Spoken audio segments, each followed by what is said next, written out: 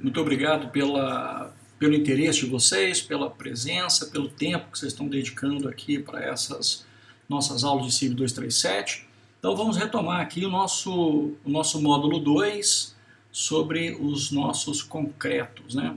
Nós vamos falar hoje, então, nesse módulo, sobre propriedades do concreto no estado endurecido.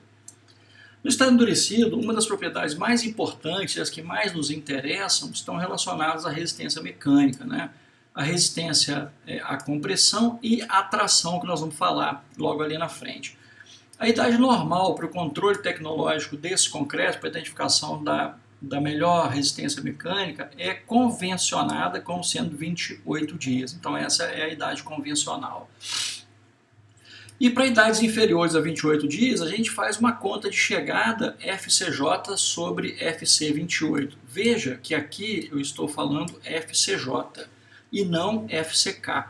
Tá? O FCK é a resistência característica de projeto e FCJ é a resistência do concreto que nós estamos produzindo para atender aquele FCK, considerando fatores de segurança. Tá? Então vamos lá.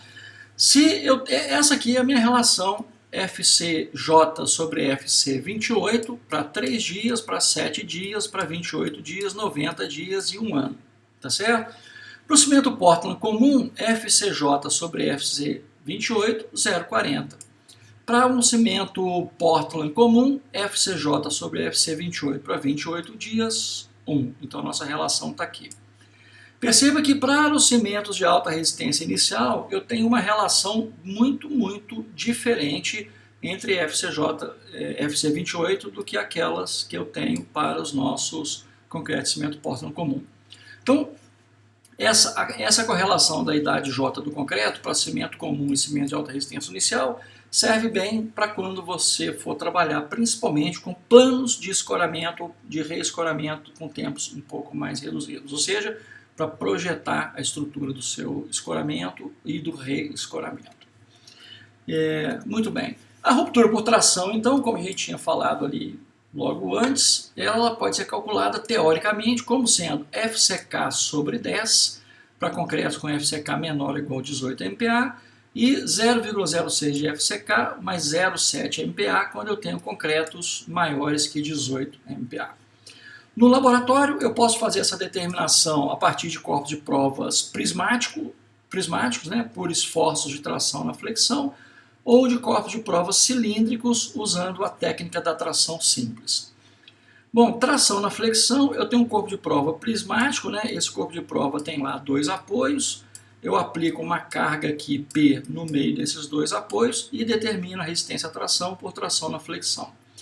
Nos corpos de prova cilíndricos, eu coloco lá na prensa e aplico um carregamento aqui, ó, transversal no corpo de prova e o efeito desse carregamento me dá a força de tração aqui. Tá? Nós vamos falar sobre isso um pouquinho mais ali na frente, quando a gente estiver falando de técnicas de laboratório, nas práticas de laboratório.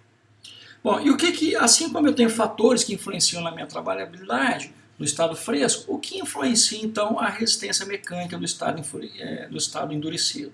Bom, relação água-cimento, você já sabe, quanto maior a relação água-cimento, pior a resistência à compressão.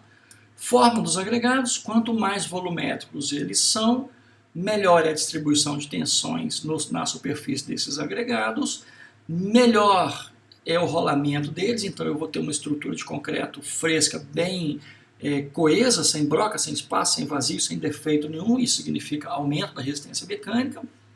Os tipos de cimento, você já sabe, não preciso repetir.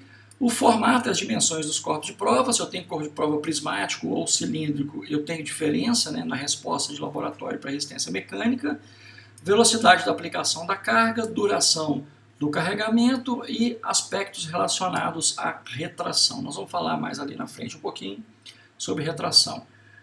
Então perceba que a resistência mecânica ela é influenciada pelos materiais e pelo projeto do nosso concreto, ela é influenciada pelo tipo de técnica que eu estou utilizando para determinar a resistência mecânica e ela também é influenciada pelo comportamento da matriz no estado endurecido. Né? Então essas são as componentes que nós temos aí os fatores que influenciam a resistência mecânica dos nossos concretos no estado endurecido. Outras propriedades que nós temos são permeabilidade e absorção. Permeabilidade é a propriedade que identifica a possibilidade de passagem de água pelo material. E a absorção é o processo físico pelo qual o concreto retém água nos poros e condutos capilares. E aí, eu quero fazer uma diferença com vocês entre porosidade e permeabilidade, tá? A porosidade relaciona-se à quantidade de vazios, enquanto a permeabilidade ela tem relação com a continuidade desses canais, né? Então, pode ser poroso e não ser permeável, isso é ótimo. Agora, quando eu tenho porosidade e permeabilidade, aí eu tenho o grupo perfeito de condições para que o meu concreto não seja durável, tá? Bom, como eu tinha adiantado para vocês, que a gente ia falar sobre deformações, elas podem ser agrupadas, né, em deformações próprias e deformações sob carregamento. As próprias estão muito relacionadas à retração, à variação de umidade e variação de temperatura. E as retrações sob carregamento estão relacionadas a um tipo claro, ao carregamento e são caracterizadas como deformação imediata ou deformação lenta ou fluência. Bom, as deformações sob carregamento estão diretamente relacionadas ao tipo de material e as deformações próprias também têm relação com o meio ambiente, embora tenham também relação com os tipos de materiais, né? Muito bom. Considerando então a matriz concreto de cimento Portland como uma matriz porosa. Se os poros estiverem completamente secos, esse concreto se comporta como um sólido qualquer. Ou ainda, se esses poros estiverem saturados. Então aí ainda eu tenho um comportamento como outro sólido qualquer. Agora, para poros parcialmente secos ou saturados, né? Aí a diferença é se o copo está meio cheio ou se o copo está meio vazio, eu passo a observar o aparecimento de tensões capilares que influenciam no comportamento mecânico desse meu concreto. Ou seja, se está tudo saturado ou se está tudo seco, quando eu coloco esse material sob carregamento, as tensões se distribuem de forma regular e homogênea. Agora, se eu tenho poros parcialmente saturados, eu posso ter tensões diferenciais nos poros, o que está mais saturado, o que está menos saturado, e aí então eu passo a ter a composição dessas componentes de tensão, e isso certamente vai influenciar não só na propriedade no estado endurecido, mas como também o meu concreto reage às ações impostas para a deformação, né? A retração, por sua vez, é um fenômeno que ocorre após a pega, né? E a retração é função das forças capilares e pode ser influenciada pela umidade do meio ambiente, óbvio, pelas dimensões da peça, pela densidade das armaduras e pelo tipo de mistura, tipo de cimento, fator água-cimento e os agregados que eu estou utilizando, né?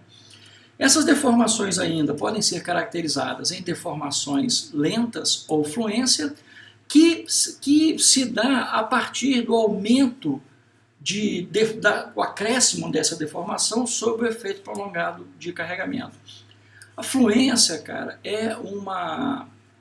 inclusive, é um parâmetro que influencia o dimensionamento das suas estruturas de concreto, né? Então ele está muito relacionado ao FCK e está muito relacionado também com as dimensões, né? Vamos colocar aqui em centímetros, da sua seção transversal. Então, quando você estiver estudando concreto armado, né, você vai lembrar que existe um tipo de deformação, principalmente para pilares. Essa deformação nós chamamos de fluência, e uma das formas de combater a fluência é elevando o modo de elasticidade dos concretos que você está produzindo, ou aumentando a seção desses concretos conforme as demandas que você tem lá para dimensionamento estrutural de acordo com a NBR 6118, tá certo? Bom, falando em modo de elasticidade, né, é a relação que eu tenho entre tensão e deformação, e esse modo de elasticidade ele varia com a idade, varia com a dosagem do concreto e com as próprias ou com as particulares propriedades do concreto no estado fresco.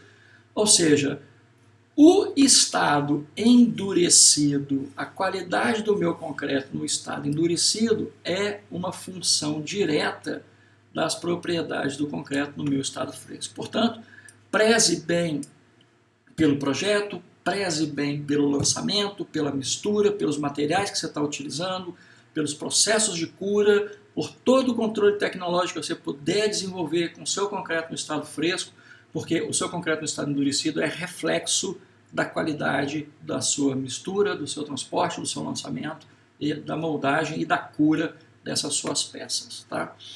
O modularidade pode ser definido ainda em função do FCJ, né, como 6.600 raiz de FCJ, raiz de 6.600 raiz de FCJ, ou ainda como sendo FCK mais 3,5 MPa. Essas FCJ igual a FCK mais 3,5 MPa. Então, esses dados valores aqui vão compor, então, o seu módulo de elasticidade. Bom, pessoal, esse é mais rapidinho o nosso segundo módulo, né, onde nós falamos das propriedades do concreto no estado endurecido, e para o terceiro módulo nós falaremos, então, sobre o concreto no estado endurecido, mas considerando o seu controle tecnológico, controle estatístico e o controle de resistência. Mais uma vez, agradeço a vocês. Até logo. Tchau, tchau.